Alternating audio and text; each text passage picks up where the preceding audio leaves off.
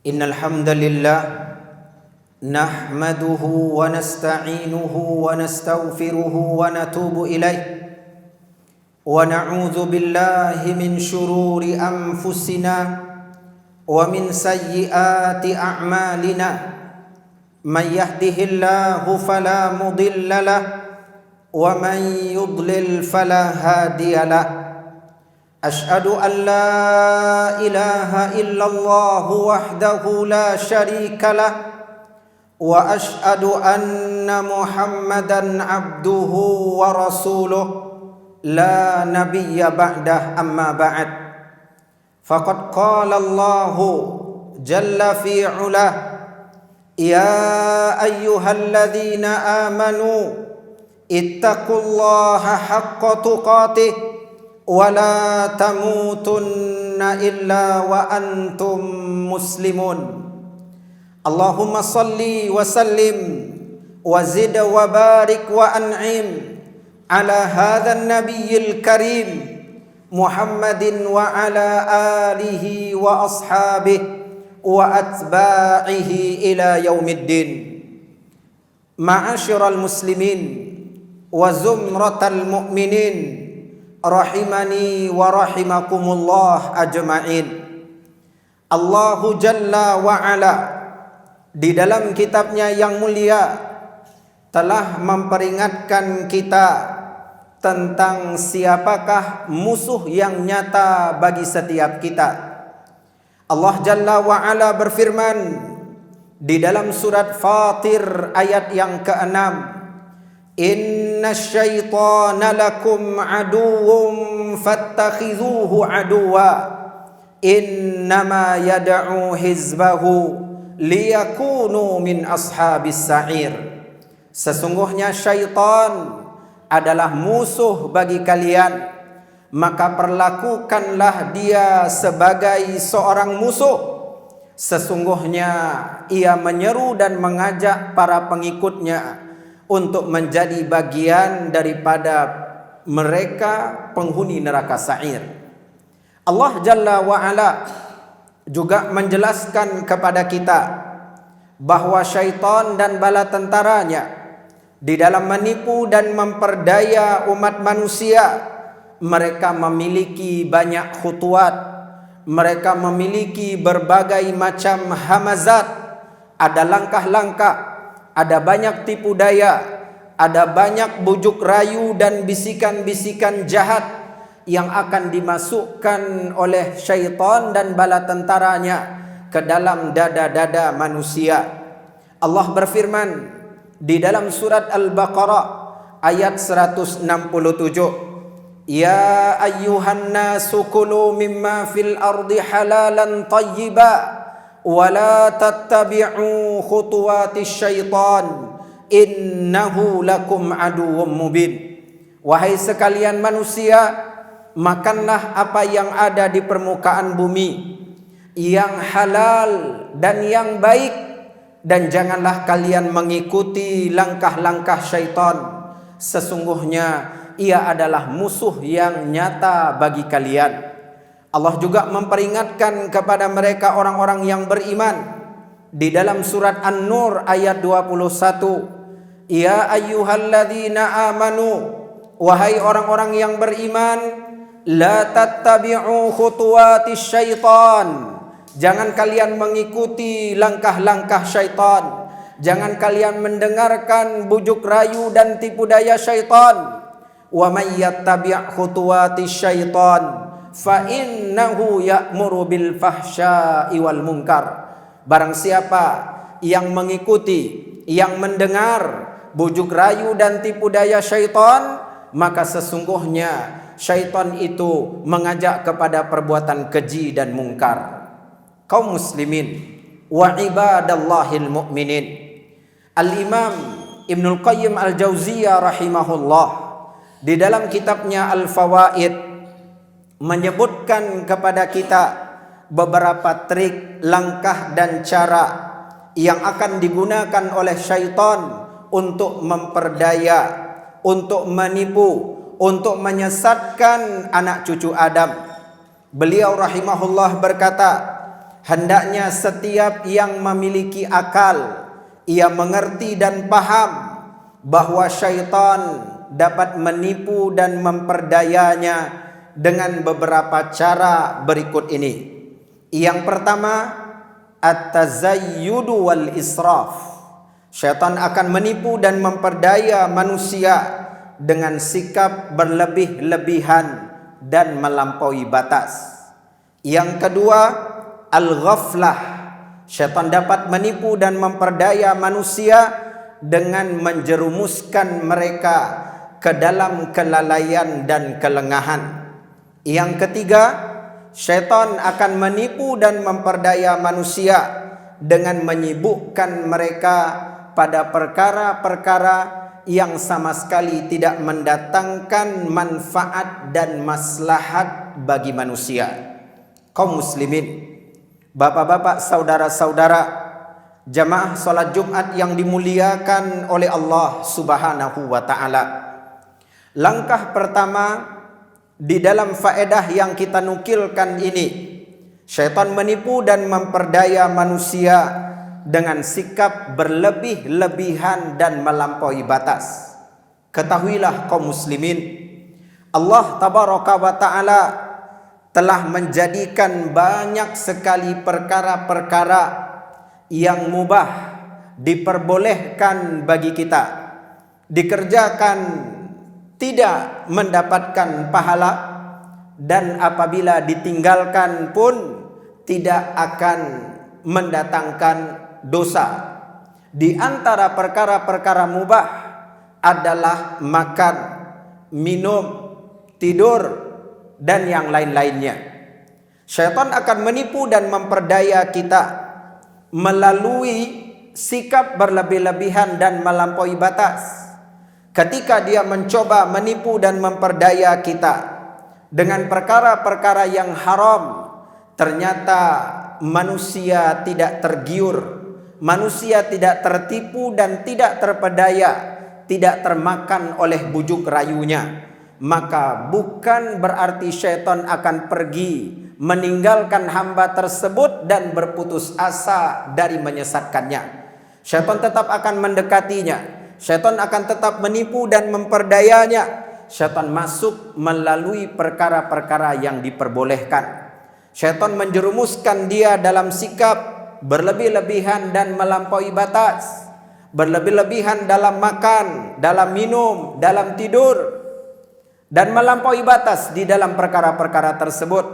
Padahal Allah Subhanahu wa taala di dalam surat Al-A'raf ayat 31 telah mengingatkan kita, ya bani Adam, khudhu zinatakum inda kulli masjid wa kulu washrabu wa la tusrifu innahu la yuhibbul musrifin.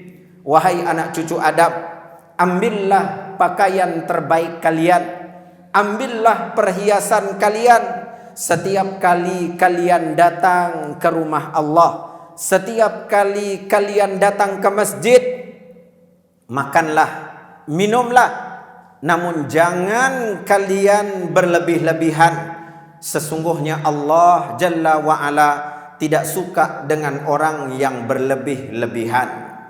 Syaitan akan menipu dan memperdaya kita sehingga kita berlebih-lebihan di dalam makan, di dalam minum, di dalam tidur, dan perkara-perkara yang diperbolehkan. Akibat dari berlebih-lebihan dalam perkara yang mubah ini, kita akan berada di dalam selimut kemalasan dan kita akan dijerumuskannya di dalam kelengahan dan kelalaian. Maka selayaknya dan sepantasnya bagi setiap hamba Allah tabaraka wa taala menikmati apa yang Allah Jalla wa ala perbolehkan baginya, melakukan apa yang Allah tabaraka wa taala perbolehkan baginya, namun dia tidak berlebih-lebihan dan melampaui batas dalam perkara-perkara tersebut. Dan hendaknya pula kita kaum muslimin menjadikan perkara-perkara mubah tersebut sebagai sarana, sebagai wasilah untuk mengumpulkan pahala dan ganjaran sebanyak-banyaknya dari Allah tabaraka wa taala. Lihatlah sahabat yang mulia Mu'adz bin Jabal radhiyallahu taala anhu berkata kepada sahabat yang mulia Abu Musa al-Asy'ari radhiyallahu an, inni ahtasibu naumati kama ahtasibu qaumati. Wahai Abu Musa al-Asy'ari, aku berharap dengan tidurnya aku sebelum aku bangun di malam hari, aku berharap tidurku itu bernilai ibadah dan aku memperoleh pahala dari Allah, sebagaimana aku berharap berdirinya aku di dalam solat dinilai sebagai ibadah dan dapat mengantarkan aku meraih pahala dari Allah. Mulai sekarang, jadikan makan, minum, tidur dan perkara-perkara yang diperbolehkan bagi kita sebagai bentuk ibadah dan taqarrub kepada Allah. Tutuplah ruang, celah dan jalan bagi syaitan untuk menipu dan memperdaya kita dengan kita tidak berlebih-lebihan di dalam perkara-perkara yang diperbolehkan. Makan, minum, nikmatilah sesuai dengan keperluan dan kebutuhan, dan jangan diperturutkan semua keinginan dan kemauan. Yang kedua, kaum muslimin wa ibadallahil mu'minin, syaitan akan menipu dan memperdaya kita melalui jalan dan cara menenggelamkan kita di dalam al-ghaflah, kelengahan dan kelalaian. Syaitan akan membuat kita melupakan Allah Jalla wa Ala, jauh daripada zikrullah, jauh dari membaca ayat-ayat Allah, jauh dari majlis ilmu, mempelajari syariat-syariat Allah. Syaitan akan membawa kita untuk tidak betah berteman dengan orang-orang yang saleh, membuat kita berada di tengah orang-orang yang taleh, membuat kita berteman dengan orang-orang yang fajir, membuat kita jenuh dan bosan berada di tengah para al-akhyar, orang-orang yang baik. Ini adalah cara syaitan dalam menipu dan memperdaya kita. Allah tabaraka wa ta'ala mengingatkan Nabi yang mulia di dalam Al-Quran surat Al-A'raf ayat 205, wadhkur rabbaka fi nafsika tadarru'an wa khifah wa dunal jahri minal qaul bil guduwi wal asal wala takum minal ghafilin. Wahai Rasul kami, perintah kepada beliau alaihi salatu wassalam, dan perintah pula untuk setiap kita selaku umatnya, umat Islam, ingatlah Allah di dalam dirimu dengan kerendahan hati dan dengan rasa takut. Janganlah engkau mengeraskan suara. Ingatlah kepada Allah, berzikirlah, memuja, memuji dan menyebut nama Allah setiap kau berada di pagi hari dan setiap kau berada di petang hari, dan janganlah engkau menjadi orang-orang yang lalai. Syaitan kaum muslimin akan menipu dan memperdaya kita dengan dunia dan segala kenikmatan dan kesenangan yang ada padanya. Manusia yang paling berada di dalam kelalaian, yang paling tenggelam di dasar kelengahan adalah manusia yang tertipu dengan dunia dan segala kesenangannya. Padahal Allah tabaraka wa ta'ala mengatakan, inna ja'alna ma'alal ardi zinatan laha, sesungguhnya kami menjadikan dunia dan apa yang ada di atasnya sebagai perhiasan, sehingga dunia itu tampak elok dan indah di hadapan mata kita kaum muslimin. Allah katakan, jangan tertipu, jangan terpedaya. Itu ujian, itu cobaan bagi kita. Liyabluwakum ayyukum ahsanu amala.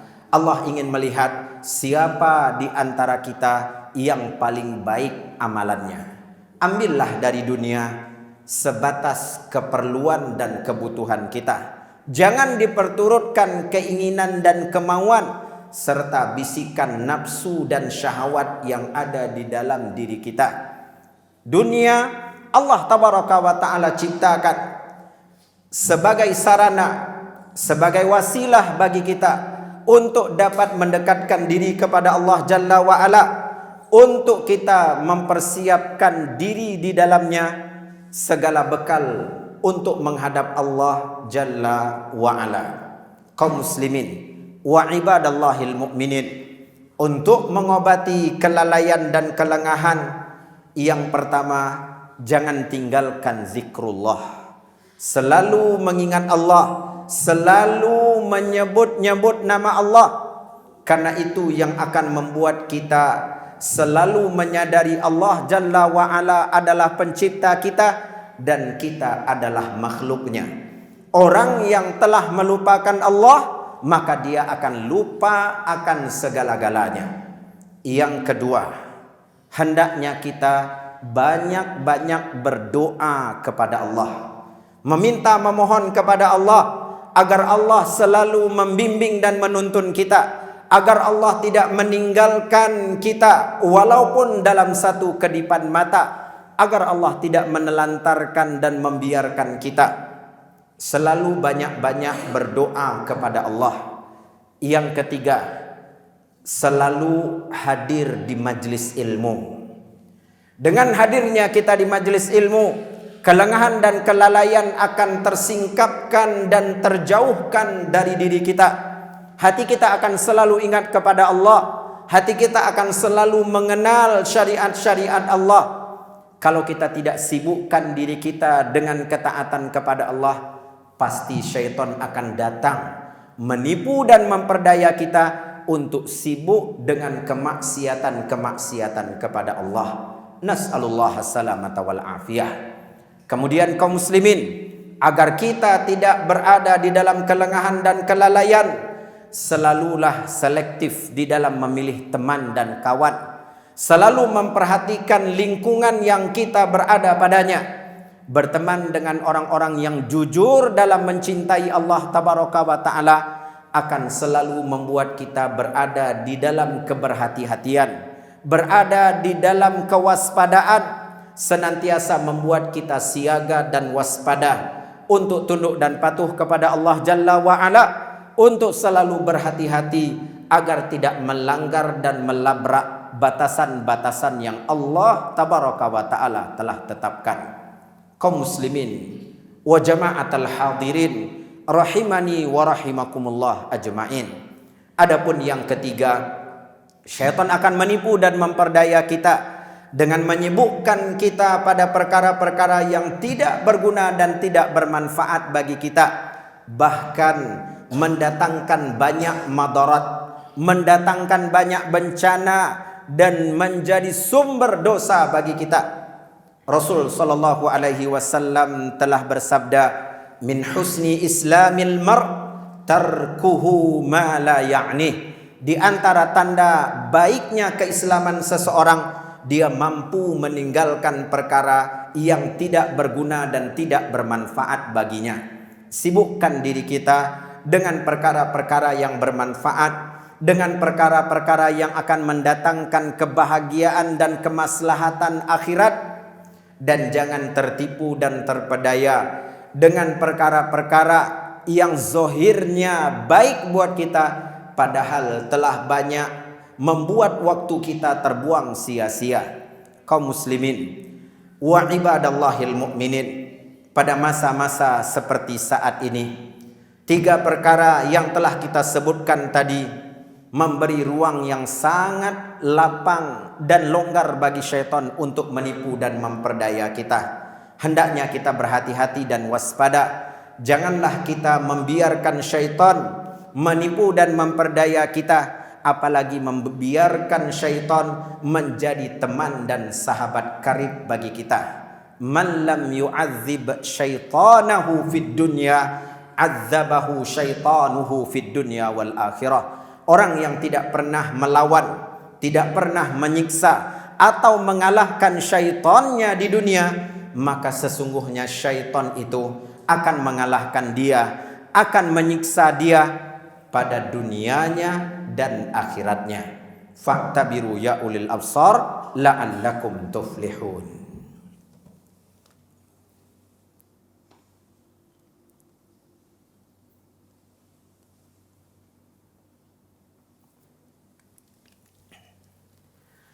Alhamdulillah, wassalatu wassalamu ala rasulillah, wa ala alihi wa sahbihi wa man walah. Asyhadu an la ilaha illallah wa asyhadu anna Muhammadan abduhu wa rasuluh la nabiyya wa la rasula ba'dah, amma ba'd. Ma'asyiral muslimin wa zumratal mu'minin rahimani wa rahimakumullah ajma'in. Hari ini kita berada di penghujung dari bulan Zulqa'dah, hari-hari terakhir dari bulan haram pertama, bulan mulia, bulan yang Allah tabaraka wa ta'ala berikan kemuliaan dan keistimewaan padanya. Setelah bulan Zulqa'dah terdapat bulan haram yang paling agung dan mulia, dia adalah bulan Zulhijjah. Puncak kemuliaan dan keutamaan dari bulan Zulhijjah adalah 10 hari pertama dari bulan Zulhijjah. 10 hari awal dari bulan Zulhijjah merupakan hari-hari yang mulia, bahkan hari-hari terbaik yang pernah ada di dunia. Nabi SAW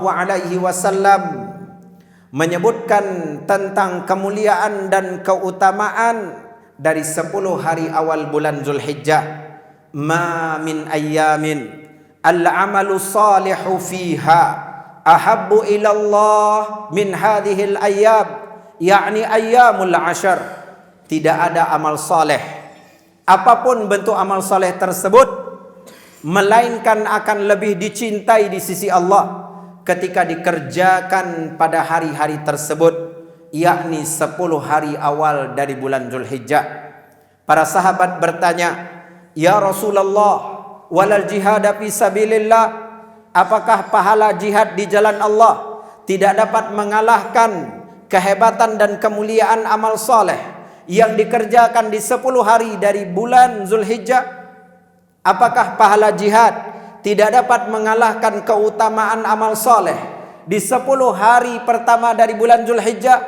Rasul yang mulia sallallahu alaihi wasallam mengatakan, la walal jihad fi sabilillah. Tidak, pahala jihad di jalan Allah pun tidak dapat mengalahkan kehebatan amal soleh yang dilakukan di 10 hari awal bulan Zulhijjah. Illa rajulun kharaja bi nafsihi wa malih falam yarji' min dzalika bisyai. Kecuali seseorang berangkat berjihad di jalan Allah, turun dia di kancah peperangan, dia bawa hartanya, dia bawa raga dan jiwanya, dan tidak ada satupun yang kembali setelah peperangan usai. Hartanya hilang, jiwa dan raganya juga ikut melayang. Apabila itu yang terjadi, barulah dapat mengalahkan pahala amal soleh di 10 hari awal dari bulan Zulhijjah. Maka dari itu kaum muslimin, bapak-bapak, saudara-saudara, jamaah yang dimuliakan oleh Allah tabaraka wa ta'ala, mari persiapkan diri kita untuk meraih pahala lebih baik daripada pahala berjihad, yakni pahala melakukan amal soleh, pahala melakukan ibadah dan taqarrub kepada Allah di 10 hari awal dari bulan Zulhijjah. Apapun amal soleh bisa kita lakukan, entah dengan berpuasa pada hari-hari tersebut atau pada sebagiannya, atau jangan lewatkan untuk berpuasa pada tanggal 9 Zulhijjah, yakni saum Arafah, puasa Arafah. Kemudian memperbanyak zikrullah, memperbanyak takbir, tahlil dan tahmid. Begitu juga memperbanyak kaum muslimin untuk berinfak, bersedekah, memperbanyak tilawah Al-Quran, memperbanyak taubat dan istighfar. Begitu juga dengan ikut serta menyisihkan sebagian harta kita untuk menjadi bagian dari peserta kurban. Semua amal saleh akan mengantarkan kita kepada kemuliaan dan keutamaan yang luar biasa. Berhati-hati pula kaum muslimin pada hari-hari yang mulia, pada hari-hari terbaik yang ada di dunia ini, dari segala macam bentuk maksiat dan dosa. Karena pada waktu-waktu yang Allah muliakan, pahala akan dilipat gandakan, begitu juga ketika kita melakukan dosa dan maksiat, sanksi dan hukuman pun akan dilipat gandakan sebagai bekal untuk menyongsong, menjemput, memuliakan hari-hari terbaik yang ada di dunia, musim-musim ketaatan yang luar biasa tersebut. Yang pertama, perbanyaklah istighfar dan taubat, karena dosa dan maksiat akan menjadi penghalang dan penghambat bagi kita untuk melakukan perkara-perkara taat. Perbanyak istighfar dan taubat. Yang kedua, perbanyaklah berdoa kepada Allah. Semoga Allah memberikan bimbingan, semoga Allah memberikan kekuatan dan kemudahan untuk melakukan amal kebaikan dan untuk dapat meninggalkan apapun bentuk keburukan dan kemungkaran. Yang ketiga, bekali diri kita dengan ilmu. Baca, pahami apa kemuliaan dan keutamaan 10 hari pertama dari bulan Zulhijjah. Dengarkan kajian, dengarkan tausiah, dengarkan ilmu dan maklumat yang disampaikan oleh para ustadz-ustadz kita berkenaan dengan keutamaan 10 hari pertama dari bulan Zulhijjah dan apa yang bisa kita lakukan pada hari-hari mulia tersebut. Semoga Allah memanjangkan umur kita dalam kebaikan dan ketaatan. Semoga Allah mempertemukan kita dengan hari-hari mulia tersebut dan Allah memberikan taufik, hidayah, kesempatan dan kemudahan bagi kita untuk mengisi hari-hari mulia tersebut dengan berbagai ibadah dan taqarrub kepada Allah. Kaum muslimin, hari ini hari Jumat, hari yang mulia. Mari kita meriahkan hari raya pekanan bagi umat Islam dengan ibadah dan taqarrub kepada Allah. Membaca surat Al-Kahfi, memperbanyak doa kepada Allah tabaraka wa ta'ala, terutama selesai solat asar sampai menjelang tenggelam matahari. Kemudian tak kalah hebatnya memperbanyak salam dan salawat untuk Nabi kita tercinta, kekasih Allah tabaraka wa ta'ala, Muhammad sallallahu alaihi wasallam. Allahumma salli ala Muhammad wa ala ali Muhammad kama sallaita ala Ibrahim wa ala ali Ibrahim wa barik ala Muhammad wa ala ali Muhammad kama barakta ala Ibrahim wa ala ali Ibrahim innaka Hamidum Majid. Allahumma a'izzal Islam wal muslimin wa adhilla syirka wal musyrikin wa dammir a'da'aka a'da'ad-din wahmi hauzatal islami ya rabbal alamin. Allahumma ighfir lil muslimina wal muslimat wal mu'minina wal mu'minat al ahya'i minhum wal amwat. Allahumma ighfir lana wa li walidina wa li jami'il mu'minina yawma yakumul hisab. Allahumma zalamna anfusana wa illam taghfir lana wa tarhamna lanakunanna minal khasirin. Allahumma ighfir lana dhanbana kullah diqqahu wa jullah awwalahu wa akhirah zahirahu wa batinah. Allahumma inna nas'aluka fi'lal khairat wa tarkal munkarat. Allahumma hdina wa saddidna wa yassiril huda lana wa aslih lana sya'nana kullah wa la takilna ila anfusina tarfata ain. Allahumma ya muqallibal qulub tsabbit qulubana ala dinik wa ya musarrifal qulub sarrif qulubana ila ta'atik. Allahumma la tuzigh qulubana ba'da idh hadaitana wa hab lana min ladunka rahmah innaka antal wahhab. Rabbana taqabbal minna innaka antas samiul alim wa tub alaina innaka antat tawwabur rahim. Rabbana hab lana min azwajina wa dhurriyyatina qurrata a'yun waj'alna lil muttaqina imama. Rabbana atina fid dunya hasanah wa fil akhirati hasanah wa qina adzaban nar. Subhana rabbika rabbil izzati amma yasifun wa salamun alal mursalin Walhamdulillahi rabbil alamin. Qumu ila salatikum yarhamukumullah.